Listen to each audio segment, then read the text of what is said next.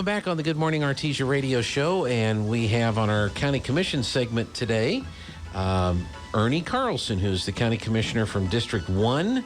Mr. Carlson, your district is Malaga, Otis, Loving. Yes, South Carlsbad. Okay. Yes. That over the last couple of years with the oil and gas business going crazy and the traffic on the highway, you've probably been trying to get anybody and everyone in the state to help out with that situation. Certainly have.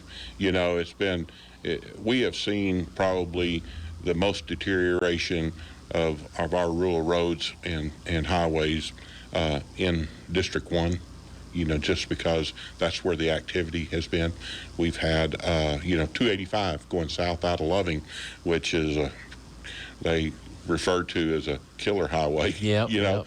And so we've been working on upgrading those roads. 692 miles of road we've worked on in Eddy County. That's not just District 1. Mm-hmm. That's Eddy County since I've been on the board, 692 miles, which I think is quite an accomplishment.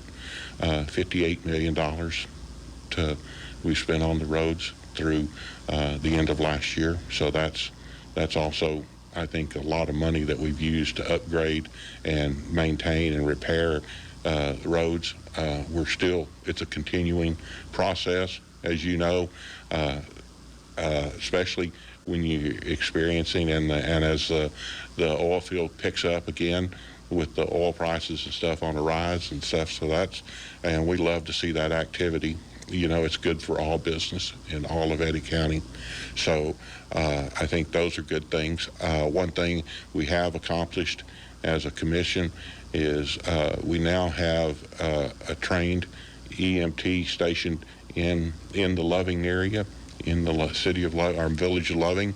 So that is a good thing because minutes means lives, and so that I've been a big proponent of that. I want to see a trauma team stationed there because it's right on the edge of all the big activity, and so if there's an industrial or vehicle accident because of the heavy traffic and all the activity going on, that we have a trauma team, medic certified, that can respond and possibly save lives. I know that there's been several lives that since we've had the EMT in the Loving area that we've been able to save. Mm-hmm. So I think that's a good thing. It's just important. Has the State Highway Department, have they been receptive to, because I know Eddy County, there's a couple of exchanges or overpasses or stuff that are being discussed and proposed. I know there's the bypass around. Yes. The secretary of the NMDOT, Mike Sandoval, has been very helpful, worked with us, partnered with us on several projects. That's the way we get things done, partnering with each other and working for the best interest of the citizens of Southeast New Mexico and Eddy County. So let's talk about the illegal dumping ordinance that the county passed recently. Yes. Addressing a real problem, which is people just for whatever reason dumping stuff out in the middle of nowhere, and then it causes all kinds of problems. You were giving me an example of one area that has turned into a real mess. Yes, in South Eddy County, there was an instance where going out towards Dark Canyon, where somebody has dropped off several drums of used motor oil and just left them dumped out there. And then somebody's come along, even worse, some idiots come along and shot those barrels full of holes. Mm-hmm. And of course all the oil now has drained out on the ground, creating an oil spill, which is a sad statement. But we have put in place an ordinance now that has some teeth. Before, one of the problems was that the dumping fine, if you threw trash out in your neighbor's yard and you got caught at it, that was a $50 fine. Mm-hmm. And you had to be caught by a law enforcement officer, deputy sheriff. So $50 fine was, you limited the amount of law or people that could issue a citation. And so we felt like, as a commission, we felt like that we needed to do something about that, because I was getting calls every day, and some of the other commissioners was getting calls every day, because, you know, it's not just out in nowhere. You know, it's people were actually throwing trash bags out in other people's right in front of their yard, right on the road. That's crazy. And so, you know, who wants that in your yard?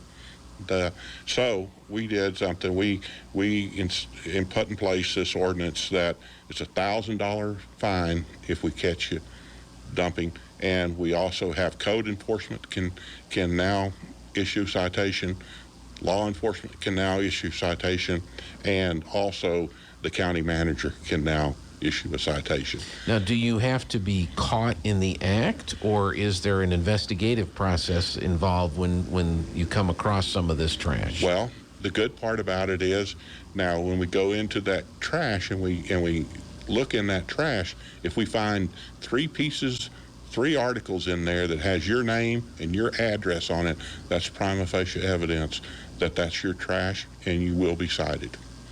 Okay? Now, here's the thing. I want to leave a little concern in, it's not talking about, you know, the car or the tractor or stuff that you have stacked on your personal property. The only time that would be an issue is if you take that and you throw it over on somebody else's property. Now, that's an issue, because now you've infringed on their right for a private property. So we're protecting the property owner's personal rights to do with their property as they see fit. But, I mean, you can't infringe on other people's personal property either. Yeah, that's great. And this is in addition to, because the county already operates has a number of we have them everywhere. Transfer stations. Right. Not only that, but we've done where communities have called out, Malaga being one of them in my district, called me and asked me to do a roll-off, you know, out there, that they had a lot of elderly people that just couldn't necessarily get to the dump. And so they asked to put a roll-off out there, and so we did. You know, we try to meet the needs of the deal. Now, here's the other part, to expand a little bit more on the ordinance, is if your trash has some hazardous material in there, whether that's, you know, something, well, like these barrels of used motor oil, right? That's $5,000 and 90 days in jail. So, you know, we just want to caution people to be careful. You know, we have lots of dump areas. We have lots of places that you can go and take your trash. That's what needs to happen. Yeah. You know, you can take your tires. That's another thing. People are just throwing, you drive down the road and there's these dadgum used tires that are just laying in the bar ditch on the roads. So, and then, you know, we have to carry them, and it doesn't cost them a thing to take that tire to the dump. Or any of these little transfer stations that you have all over Eddy County. Yeah, just go a little further. Yeah, do the right thing. Do the right thing. I know it's been very frustrating, because, like you say, you get it. Other than the roads, is that probably you get more calls on that than anything else? Is on the dumping, the illegal dumping? Yes. Yeah, and people, you know, rightfully so, they get very upset when you throw your trash out on their property. You know, and